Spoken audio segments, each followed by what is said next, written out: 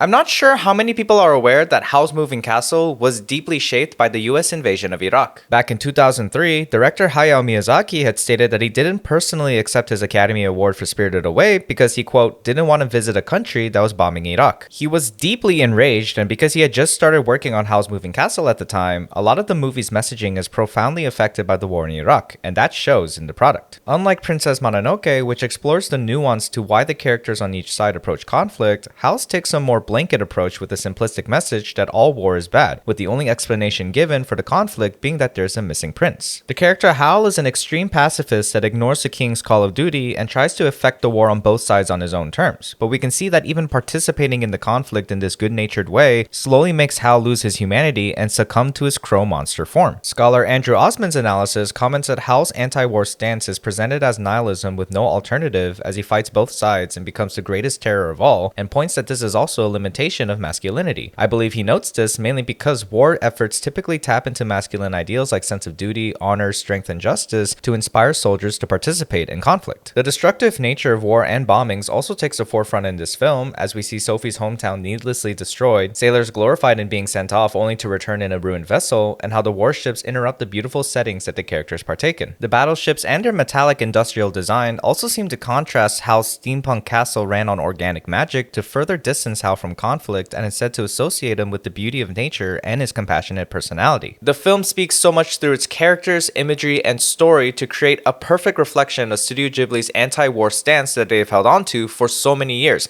And it's so crazy how relevant it is today, even more years later.